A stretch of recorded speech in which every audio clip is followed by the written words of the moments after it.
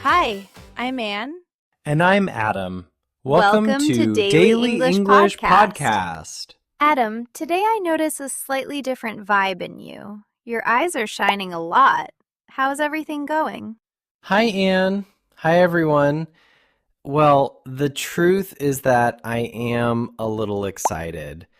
Between classes, computer projects, and podcast recordings, I feel that my brain needs an urgent shutdown. In fact, friends, I confess that just before we started recording this episode, Anne and I had a very intense conversation in the living room. It's true. We were having a very fun debate. Talking about family and memories in the previous chapters made us really want to do something different, to get out of the apartment routine. That's why, before turning on the microphones, we were checking a digital map on the phone to organize a getaway. That's right. We came to the conclusion that we need to plan an outing for next weekend, a short but complete break.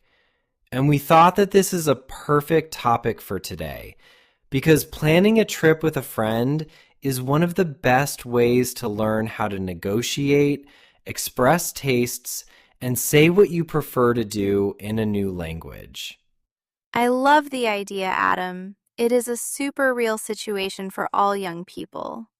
Also, when you travel with friends, they don't always want to do the same thing, so you have to learn to reach agreements in a friendly way. So, listeners, take out paper and pencil because today we will learn vocabulary about escape places, Transportation, and useful phrases to say what you like and what you don't. Let's start. Excellent, Anne. A quick advice for our friends. When you organize a short trip, do not listen to your friend who wants to camp in Yellowstone. Hey, that was not part of the podcast topic. I already understood that it requires booking months in advance. Okay, we will do it next time. The first thing you must define is the time and the schedule. That is, organize the agenda to know what time you leave, how many hours you have free, and when you must return so you don't get stressed. Good advice, Adam.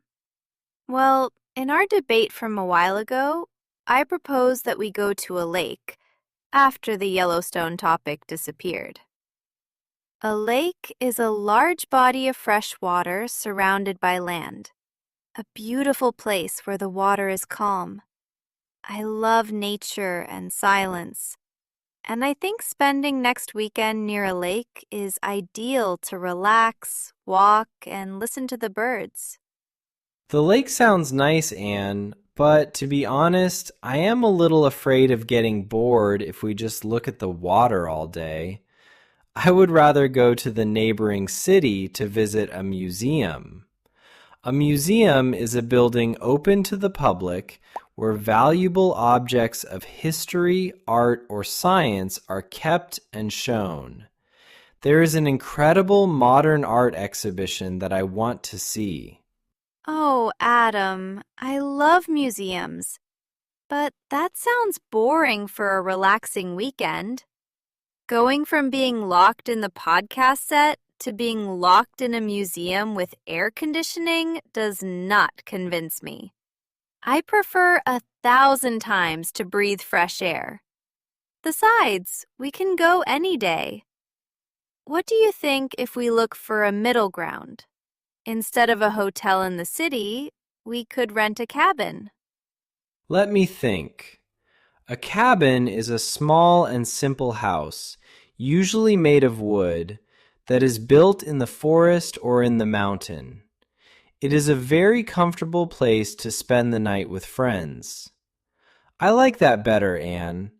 If we rent a cabin in the forest, I can have a little adventure and you can have your peace. What activities can we do there? A lot. For example, we can go hiking. Hiking is the activity of walking on rustic paths or trails in the mountains or the countryside to exercise and enjoy the landscape. I love walking among the trees. And you, a sports lover, like it too. Hey, hiking sounds pretty good. I hadn't thought about it. If we take long walks on a nature trail, I can take great photos for my social media.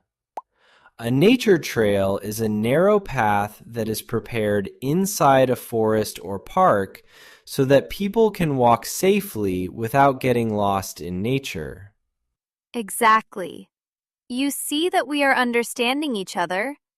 Walking on a nature trail is super relaxing and helps us move our bodies after sitting all week in front of screens. Also, in a place like that, you can do activities with more adrenaline, like climbing. What do you think? Would you go climbing with me? I didn't know you liked activities like that. They have always caught my attention, but I hadn't had the opportunity. Nice, I could teach you. It is always good to have a partner in case some complication arises. The most important thing is to take it easy until you have more experience. Say no more. Well, you're right. I'm liking the idea of the cabin and hiking. But now let's talk about how to get there. To go to that forest, the best thing is to take a road trip. A road trip is an adventure where you travel by car, covering long distances on the highway, enjoying the music and the road with your friends. That is very fun. Oof, I love road trips. We can put together a very good playlist for the road. But there is an important detail. Who is going to drive? To drive means to operate and control a moving vehicle, like a car.